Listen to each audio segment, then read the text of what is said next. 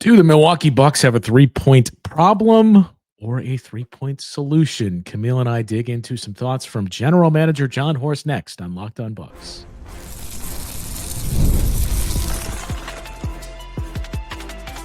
You are Locked On Bucks, your daily Milwaukee Bucks podcast, part of the Locked On Podcast Network, your team every day. Welcome into Locked On Bucks. My name is Justin Garcia, joined as always by Camille Davis. We thank you for making this your first listen of the day, each and every day. You can find me throughout the season, which is fast approaching, on the Bucks Radio Network. You can hear Camille on our Locked On NBA coverage and the Technical Foul podcast as well. 1 week from today, Camille, we will be recapping Media Day. We've made it to the end of the line. This is our last week to try to produce some content here without any new Bucks updates, games, practices, any of it going on. So we finally made it to the finish line. And then 2 weeks from today, we will have we haven't discussed yet. We'll see if it's a post game or what, but we'll have a preseason game to finally dig into here. Cannot wait to see some Bucks basketball. I don't even care if it's all, the guys who are expecting the see get major minutes not play at all.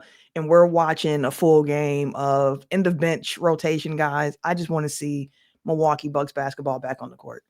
Well, I want to see that. And much like General Manager John Horst, we both want to see a lot of threes this year. So we've mentioned this quite a few times throughout the course of the offseason of how is the offense going to get better? Well, take more threes. They were very efficient a year ago, but not so much in terms of the volume where they, where you would like to be. And that was really the main focus of John Horst's interview that he had just did recently with Eric Name, talking about 3-point volume needing to increase. So last year, the Bucks took, if we round up, 37 threes per game, which was 18th in the league. It was the lowest in 3-point attempts since the 2017-2018 season. So the final year of Jason Kidd and then Joe Prunty at the end, where the Bucks were in the bottom 10. And you really look at that era,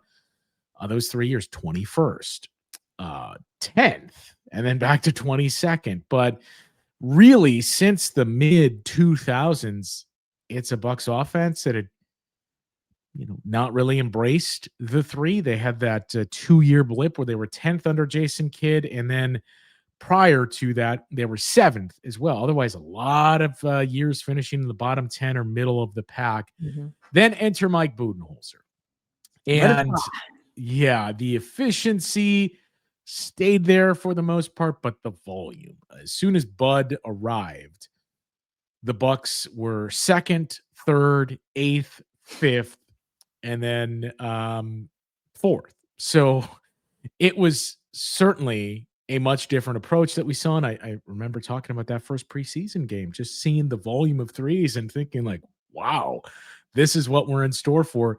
And then they got away from it. Mm-hmm. The volume was there 2 years ago, still 5th. And, you got Malik Beasley, you got Damian Lillard. So there's going to be a lot of 3-point attempts, but it just 18th is nowhere near good enough. Even with, Malik Beasley's gone. And as we talked about, Gary Trent Jr. can do more things. When you got Giannis on the floor, you have to, at the very least, be in the top 10 in your 3-point volume. And that's basically the gist of what we got from John Horst's thoughts as well. It is. And when you're looking at the league and how it's turning, like you mentioned that first year under Mike Budenholzer, when I remember having the exact same reaction of, they shooting. Like they're just letting all the threes fly. And even seeing like John Henson was out there shooting threes. And it was like, this is so different. And this past season, again, we've mentioned it on Locked On Bucks throughout the offseason of the Bucks were the best 3-point shooting team in regards to the volume that they actually knocked down, the efficiency of that shot for them. Like they knocked that 3 ball down at the highest clip in the entire NBA. But the problem came in the fact that the frequency wasn't where we wanted it to be. And now going forward, there's a lot of hope on, of course, Point Giannis being able to generate those looks for shooters. But the question that was raised in the article that Eric Name put on The Athletic was also like, but you're also replacing Damian Lillard, who added a lot to being able to put the volume up for the 3-point shots on this past year's team and the year before that as well. And one thing that Eric pointed out that I love that he brought attention to was not just the sheer number, but how you're getting those shots as well, mentioning that Dame is lethal pulling up for three. That's a shot that he's very comfortable with. And when thinking of the roster, we talk about shot creation a lot. And I know for me, when I first think of shot creation, I always go mid-range of thinking like, well, who can go and create their own shot if you need everything breaks down? But my mind never really thinks about it as much as like, go and create you some threes as well on your own. Just get that shot on your own and thinking like, well, who on the team could actually go and do that? And it leads me back to the Gary Trent Jr., the Kevin Porter Jr.'s, primarily of like, it's going to be a lot of shot creation on your hands as well. Bobby Portis is somebody who creates his own shot, not necessarily his own 3-point opportunities as well, which leads to the other aspect of like, who's going to help set up some of these buckets if the shot creation aspect of it is lacking. So like thinking of how can the Bucks increase their 3-point shot attempts is not as simple as just like, well, shoot more, because NBA teams are defending that. They don't want you to shoot the three more than that unless you're a bad 3-point shooter, in which case shoot them as much as you want to. So it's so many different things to think about too this upcoming season of like, one, the shot creation aspect of it. Who do you trust on this team to go and create 3-point shots? Two, who else can help play, make, and set up their teammates? We know Giannis can do a great job of that, setting them up for the 3-point shots. And then also of just like, and with that, are you going to have enough guys that are willing to take those shots? Are they going to get those shots up? And again, knowing that's what teams want to stop, how can you create an advantage on your side to get the looks that you actually want to? So they have guys who can knock them down. It's just like, how can we increase that frequency, especially losing a piece like Damian Lillard? So there's a couple things from that. I do want to take a look at the individual guys that we can expect to see the biggest jump from in our next segment. But, you know, in some ways too, we're primarily discussing the Bucks 3-point offense, but in getting there and how you're going to increase the threes and can you increase the threes, it may shine a light on the fact that, hey, your 3-point defense is going to be equally important here, because it may well be that teams are looking at it and saying, all right, they're going to put 4 shooters out there most of the time with Giannis. We're just going to defend the threes. And if Giannis puts up a career year scoring 36 points a game, let's say, or at least, you know, topping his career high of 32 plus, we'll give up the twos and we're going to go hunt threes and see if we can get those matchups on the other end. And that's how we're going to beat you. So I think that's going to be an interesting thing to watch to start the season, is how teams are defending the Bucks when they spread the floor a little bit more. But, you know, looking back at last year and looking at some of the teams that really took the most threes in the league on a nightly basis, I mean, it's no surprise that one of those teams is the Boston Celtics, as they've routinely been up there. Really under Joe Mazzulla, that's been what they've leaned into. And, you know, Camille, who do you think led the Celtics on threes taken per game? Was it Tatum? I would assume it was Tatum.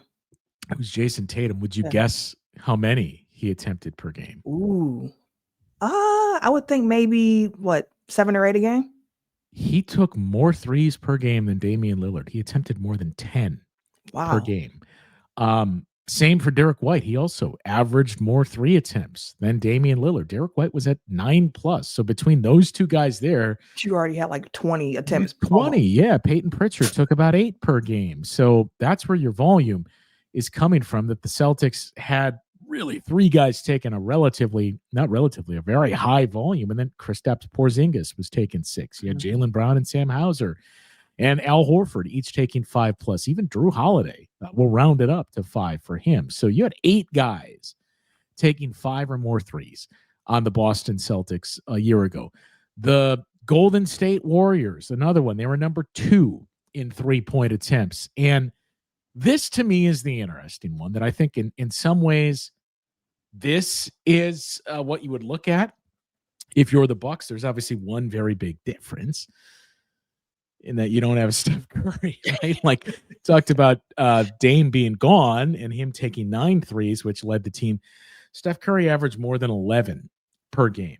And the rest of that group kind of sat in at like 5.5. Buddy Hield was just under 7, but they had a lot of guys around 5 that it was Steph is taking the volume, and then a lot of guys that we trust. Moses Moody, Dennis Schroeder for his part in those games played with the Warriors.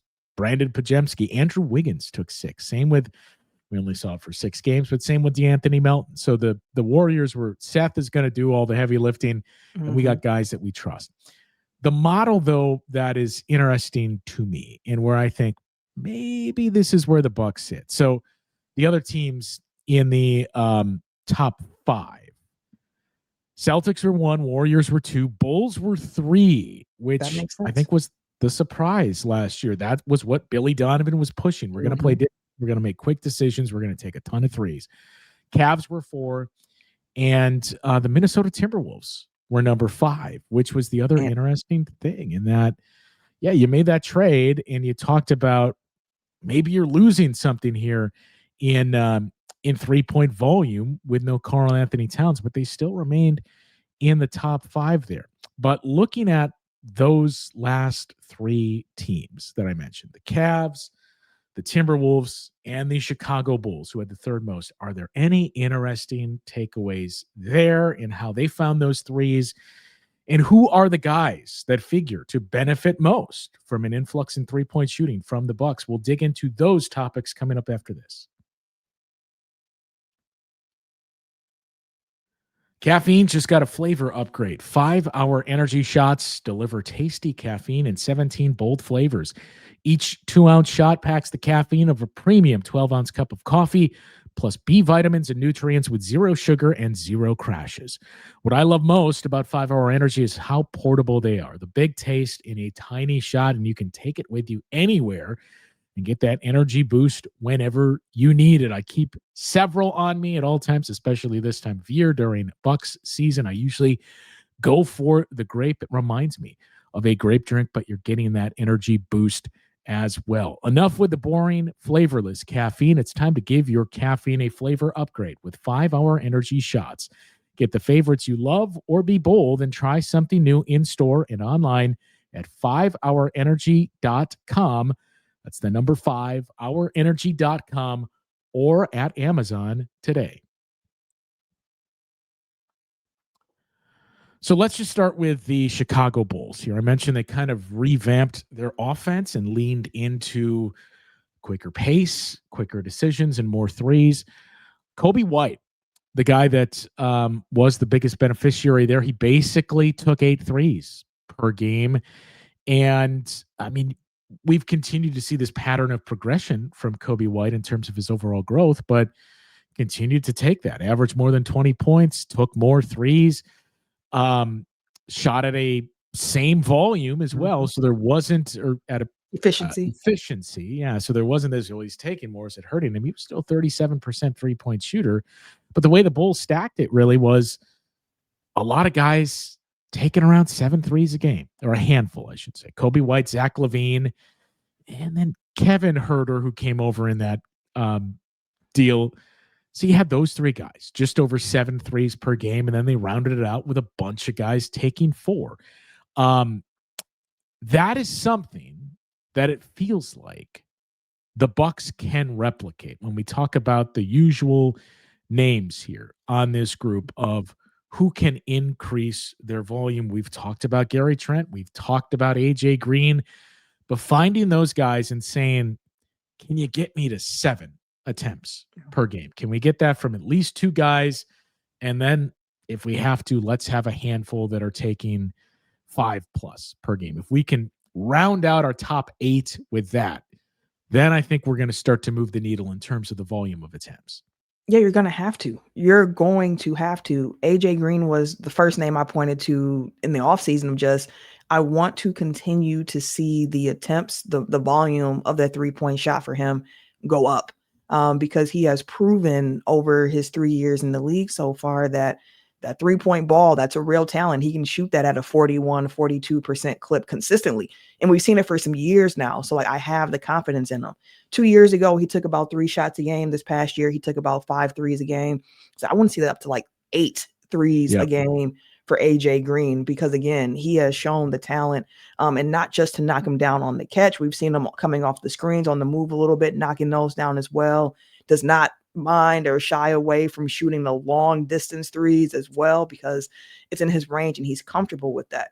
He is very comfortable with that. So if he is someone who can increase his volume, I think the other person you will point to, like I mentioned, isn't Gary Trent Jr. Now, you lose a Brook Lopez who shot almost 5 threes a game, but you are getting a Miles Turner who last year, I believe, was a career high of 3 attempts, 5.5. like 5.5 a game. So you have that from him. Can he give you another extra 3-point? Yeah, like can you give us a little bit more along the way? Taurean Prince, his minutes this season are going to be really interesting to me, because we know he led the league on just the 3-point percentage for a while there. Like he was knocking it down at a really nice clip. He shot, I believe, under 5 threes per game himself as well. The playing time for him is going to be interesting. I don't know how much playing time TP is going to get this year, but when he is on the court, that 3-point shot has to be a weapon. If he can even work on getting that shot a little bit quicker, like we even heard Bobby say after that Boston series, where he just kept getting ran off the 3-point line. He just did not have enough time to get that shot off. And he mentioned that offseason, spent a lot of time on trying to find ways to quicken up my release when the contest is coming. If TP can also do that for his game, I think that'll go a long way, because you're going to need those 3-point shot or attempts. And speaking of Bobby coming off the bench, I think he's another one where it's like, you gave us about 3.5 last year. Can we see 4.5, 5 3-point attempts a game from you? Like, we know you like that post, and the playmaking has gotten a little bit better out the post, but like, can we also get that 3-point number up for you? Yeah, his career high in 3-point attempts was his second year with the Bucks, and that was the year when you asked a lot more of Bobby Portis. That was the Brook Lopez out for 2/3 of the season year, and he took just under 5 per game and shot 40% there, playing 28 minutes a game. So I do wonder where that number ultimately sits, if that's another guy you look at and you say, we need 5 per night. Another interesting one is Cole Anthony, who took about 3.5 per game with the Magic in 18 minutes per game. So you look to at least get the same from him, but I think it's really those 3 guys that you have to look at. I do think you have to ask for a high volume from Gary Trent. AJ Green and Miles Turner, obviously the other 2 big ones for the Bucks, and saying, we need you guys to collectively get us, between the 3 of you, we need at least bare minimum 23 attempts per night from those 3 guys. And then we can trickle in the rest. If you're getting 4 to 5 from Bobby Portis, if you can get, I just don't think you're going to get a high volume from Kevin Porter Jr., and that's fine.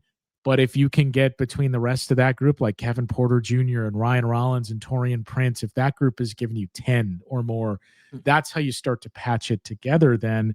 But Miles Turner is the interesting one, because, as you mentioned, the efficiency was there, volume started to pick up for him.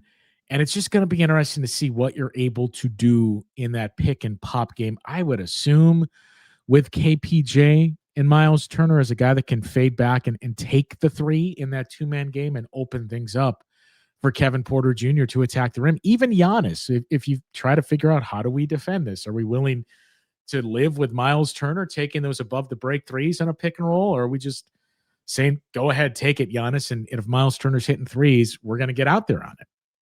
Let me ask you this. Last season on the Bucks, the guy who came in 5th in 3-point attempts was Kyle Kuzma. 4.6 a game. Yep. Now, he only shot him at a 33% clip, which was better. Which honestly is better than many Bucks fans. Exactly. It was, myself included. And better than what he was shooting before he got to Milwaukee this season. But in the NBA in 2025, shooting 33% from 3 is not necessarily a great figure. 25 years ago, I'm like, man, that's decent. Now it's we need a little bit more than that. But going into next season, we've talked a lot about the Kyle Kuzma question of like, what does the bounce back look like for Kyle Kuzma? If he does, I know when we were on the Hair District, you mentioned that if Kyle Kuzma could bounce back, he might be number 2 on your list of like guys who could really swing things for the Bucks. When thinking about him, I think he is number 2 for good or okay. bad. But when thinking about him this upcoming season on the Bucks, and we talked about needing more 3-point shots, what are you expecting or wanting to see? I think that's a better question. Wanting to see from Kyle Kuzma. Okay. It's a complicated answer, so we'll dig into that. And then I know some people are sick of it, but some more things coming from Damian Lillard and how that relates to the Bucks. So the Kyle Kuzma component and more thoughts on and from Damian Lillard coming up next on Locked On Bucks. Most people can't name all of their financial accounts or even what they're worth, whether it's 401ks, properties, or investments. And when you don't have the full picture, you can end up leaving money on the table. That's why there's Monarch Money. It's an all-in-one personal finance tool that brings your entire financial life together in one clean, easy-to-use interface on your laptop or your phone. Monarch is built for people with busy lives. If you've put off organizing your finances, Monarch is here for you to do the heavy lifting. You can link all of your accounts in minutes, see clear data visuals, get smart categorization of your spending, and finally feel in control of your money without ever opening or touching a spreadsheet. They help you identify whether or not you're saving as much as you thought you were. Monarch can help you notice an inefficient investment allocation and discover forgotten 401ks from past jobs. They help you maximize investments, increasing your savings rate, easily reviewing finances with your partner or a financial advisor, and keeping a clear view of your financial health week to week and long term. So don't let financial opportunities slip through the cracks. Use code LOCKEDONNBA at monarchmoney.com in your browser for half off your first year. That's 50% off your first year at monarchmoney.com with code LOCKEDONNBA. All right. What to expect and what do you hope to see from Kyle Kuzma? You know, at the risk of sounding like it's a cop-out, Camille, I honestly don't know. It's a real answer. For both of those. But so he took 4.5 threes per game with the Bucks last year. As you mentioned, he shot 33% on those. He took 5 with the Wizards, same year prior to the trade. Took 6.5 the year prior, took a career best 7.5 his second year in DC in the 22-23 season. And in the seasons leading up to that, I mean, his rookie year was 5.5, his second year was 6, then he dipped to 4.5, but then just under 5 or just under 6 the next 2 years before that 7.5. So it is reasonable to expect Kyle Kuzma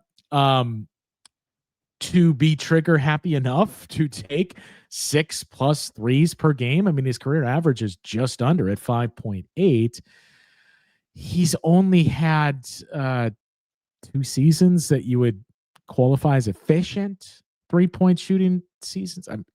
His rookie year was 37%, and then the year the Bucks won the title, he was 36% 3-point shooter. We can point to bubble Kyle Kuzma, but that year on 4.5 attempts, he shot just 31% on threes, and even in the playoffs, he was a 31% 3-point shooter. So that one, I don't know, because I think we've seen enough at this point in Kyle Kuzma's career. 8 years in to the numbers are there. I think at this point we know who you are, and I just don't know that that's a guy I want taking more than 6-7 threes a game. Yeah, I don't know that I want him taking more than 4 a game at this point.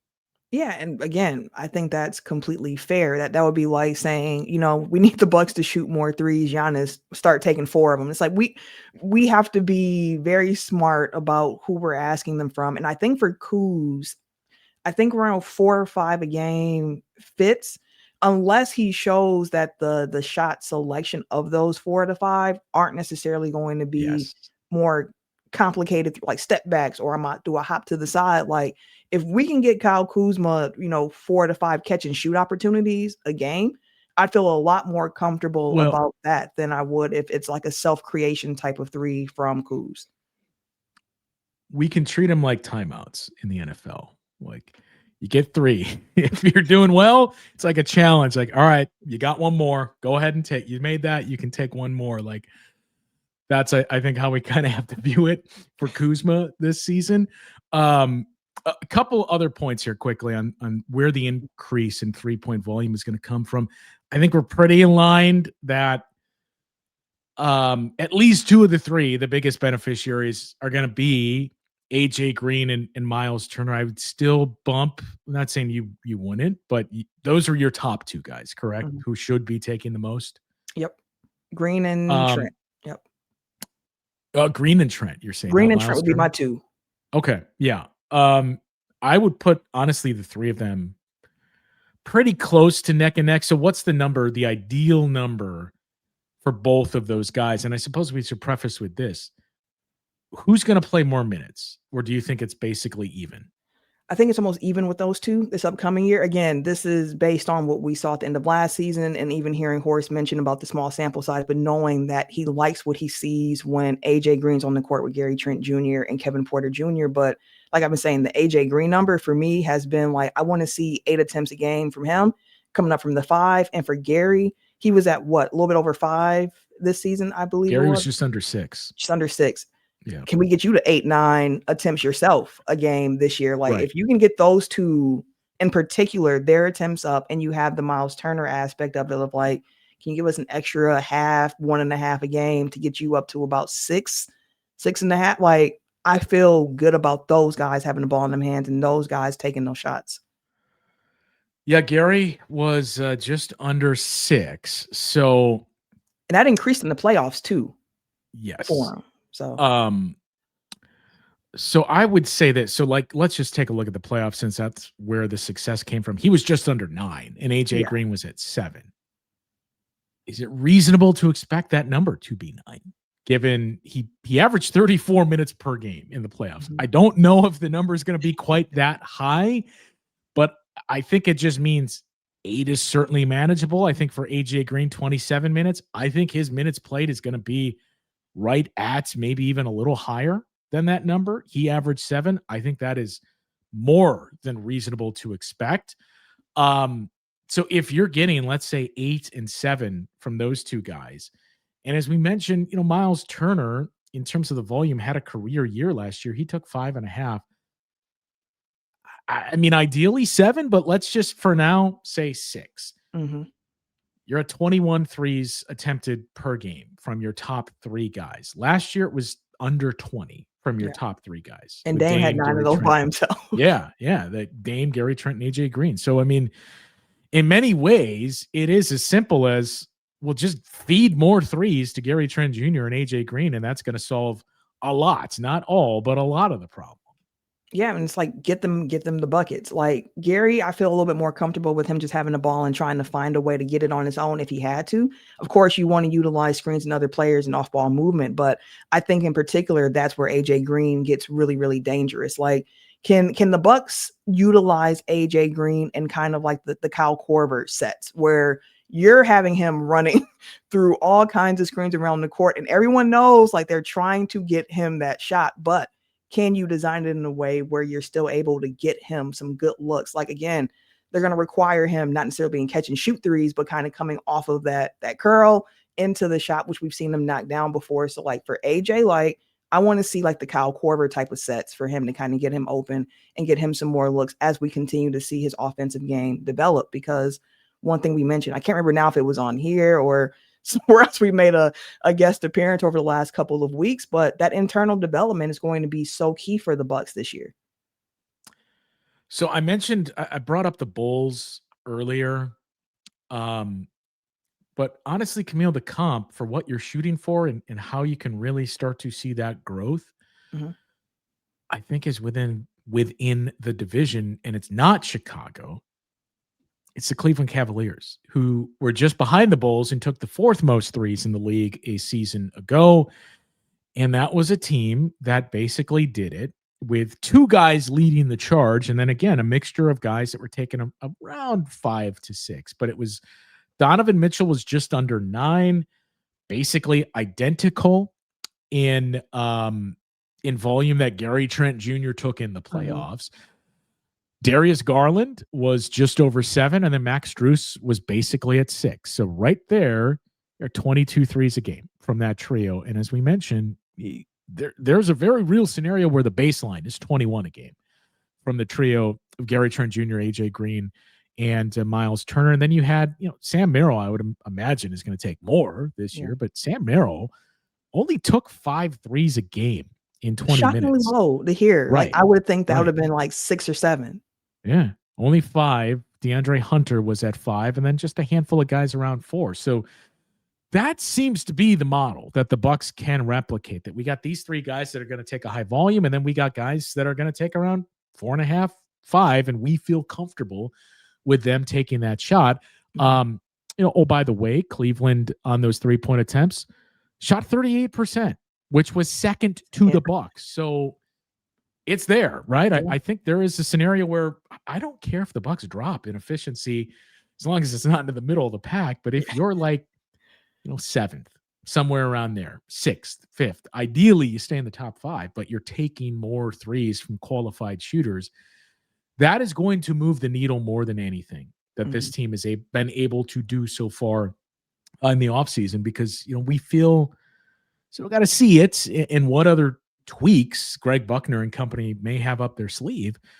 But we overall feel pretty good about the defense based on what we saw last year and keeping that continuity, adding a guy like Miles Turner to offset some of the questions that started to arise with Brook Lopez, and just rounding out a more malleable, modern approach to it. Again, not to put the target specifically on one guy, but how teams can attack Kevin Porter Jr. versus Damian Lillard is going to be a big difference in this one as well. So leave your thoughts in the comments. Who's going to lead the team in 3-point attempts? What are some of the numbers that Camille and I tossed out there that you agree or disagree with? Like, how would you stack it of the top 3 shooters, and what volume of threes is going to come from that group this season? A couple other pieces of news here, Camille. It's all started to bubble together, but correct me if I'm wrong. Darius Garland is going to miss some time to start the season, right? I believe so. And now we learned Tyler Hero is going to go through the same thing as well. So it's a Heat team that picked by many to finish somewhere around the Bucks. That's something to file away, as we talked about fast starts being important and getting those wins, because you can't remove those from the standings. So start to bank wins as soon as you can. And then to just wrap things and close it here. Look, I know there's a segment of the audience that says, doesn't play for the team anymore. Let's stop talking about it. I'm done with it. I get that. Most of the time I don't disagree. I just think it's worth pointing out for this reason. So last week we didn't have a chance to touch on this. We teased it in one of the shows, but Damian Lillard saying in an interview that was like 30-minute sit down. I forget who he did it with, but this is one of the times in my life where I just feel happy every day. I wake up, I'm thankful. I wake up, I'm seeing my kids, take them to school, yada, yada, yada. It's a blessing. I couldn't be happier than I am right now. And early in the process, we took that as the eye roll. I'm like, see, he never wanted to be here. The big part, he touching on his kids. He's with his family now, especially what he went through off the court during Milwaukee, his time in Milwaukee, ironically enough. Look, I'm going to keep pointing this out every time we get any type of update. And Dame I think it was like a Portland Fan Fest or something. Did you see the footage of him over the weekend? Where it was on a stage and just embraced the crowd that was going nuts for Dame returning here. I'm going to keep pointing it out for this reason. This is a good thing.